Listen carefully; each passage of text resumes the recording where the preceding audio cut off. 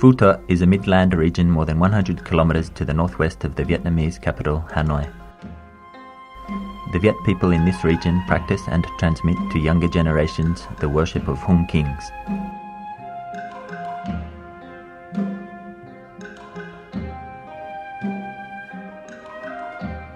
In Phú Thọ stands the sacred Nghĩa Lĩnh mountain, also called Hung Mountain. On this mountain sit temples dedicated to the Hung Kings. Around Nghĩa Lĩnh mountain, more than 100 Hung Kings worshipping villages and communes create a worshipping space hundreds of square kilometers in area.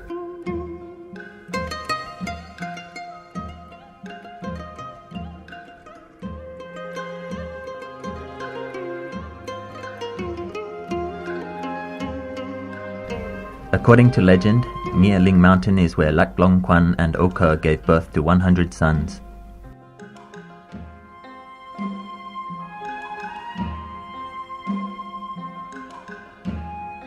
Their eldest son, the first Hung King, founded the ancient country of Van Lang. From then on, the country's territory has been firmly established.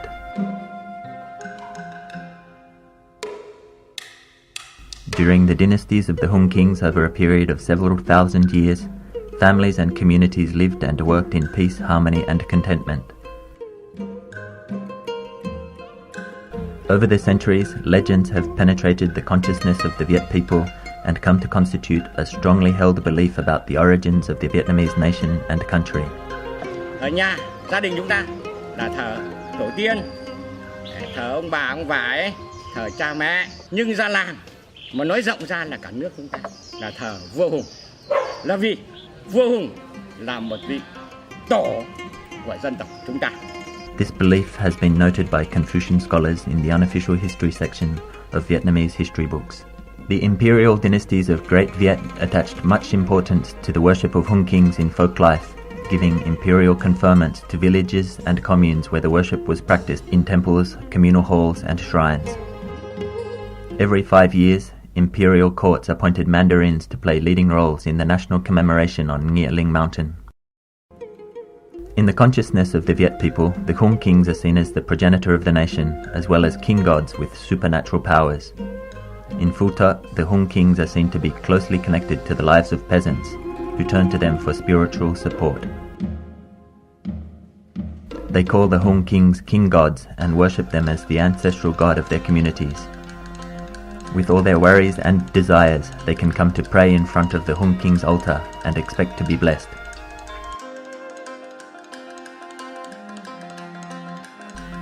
The worship of Hung Kings is the source of innumerable legends about wharves, rivers, fields, rice crops, land, and other significant socio-economic and cultural elements. Hôm nay cũng là ngày để mở cửa đình, đóng áo tròng. Tất cả bộ phận khánh tiết là các cụ lò thủ tất. Many of these legends are reenacted in annual rituals at communal halls, temples and shrines in villages and communes. People prepare for these rituals and the offerings made during them very carefully.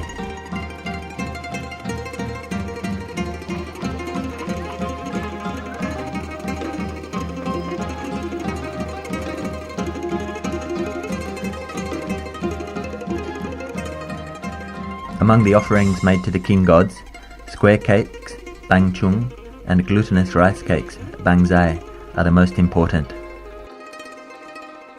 According to legend, Lang Leo, the seventh Hung King, created these two cakes which symbolize heaven and earth and the piety of children to their parents.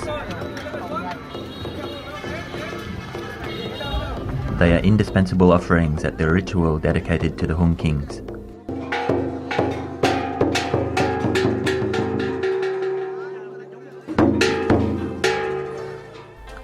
The rituals of worshipping the Hung Kings are carried out in villages and communes for several days.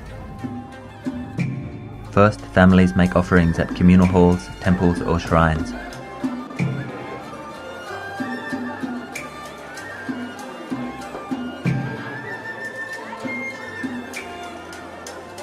Then, all community members join a procession bearing the King God's tablet through villages and fields, so they can witness the lives of their descendants today and bestow their sacred power upon people, crops, and domestic animals.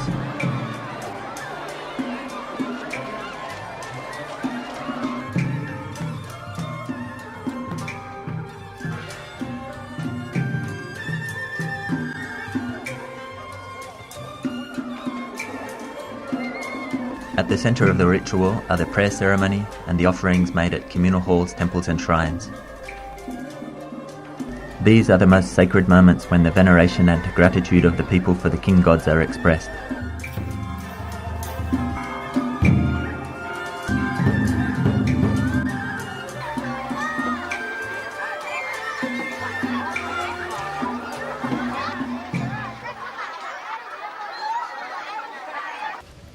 Besides the annual ritual, some villages in Phú Thọ customarily bring offerings to Nghĩa Lĩnh mountain to invite the king gods to join them for the Lunar New Year.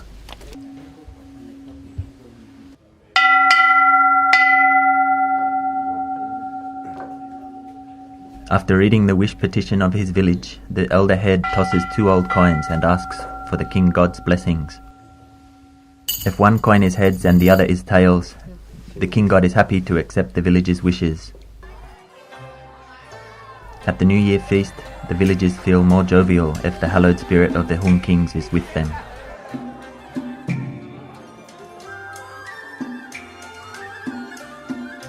Because they taught people how to cultivate wet rice, the Hung Kings are revered as agricultural gods. Today, some villages near Nghĩa Lĩnh mountain still perform the ritual of starting a new harvest, a ritual dedicated to the agricultural gods where prayers for an abundant harvest are made. After the rituals in the fields, some village members impersonate imperial mandarins and carry rice crops away as villagers seize paddy for seeds and for good luck. The worship of Hung Kings also provides inspiration for artistic creativity and folk life. This dance represents a legend about one of the Hung Kings' triumphs over monsters. Xoan singing is a form of folk singing performed in villages at the edge of Viet Chi city. Xoan songs have served as worshipping songs sung at communal halls or temples dedicated to Hung Kings for many years.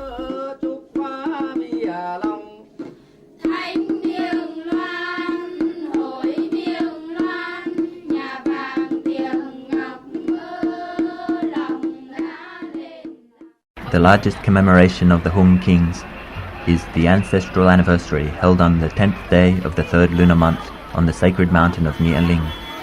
According to custom, a national commemoration is held every 5 years. Millions of people from all corners of the country go on pilgrimage to Nghĩa Lĩnh mountain to express their gratitude to the ancestor of the nation, to connect with their origins, and to make their personal wishes. Từ đời ông cha ta là có vua hùng dựng nước để mới đến bây giờ mới có đời chúng mình, thì chúng tôi là thường là đi lễ để cầu phúc cầu lộc cầu tài cho con cho cháu.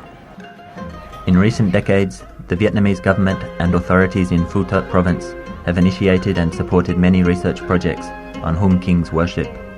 They have also worked to reconstruct the Hung Kings worshipping space, which had been falling into ruin and on the brink of disappearance, and encouraged villages and communes to revitalize folk performances and rituals related to the Hung Kings. These efforts have provided opportunities for local people to preserve and promote the worship of Hung Kings. Cả dân làng cũng mong là ta giữ được cái truyền thống này lâu dài, không những là bây giờ để cho ta còn thực hiện biết, mà sau này con cháu ta cũng còn phải duy trì phát huy cái đó.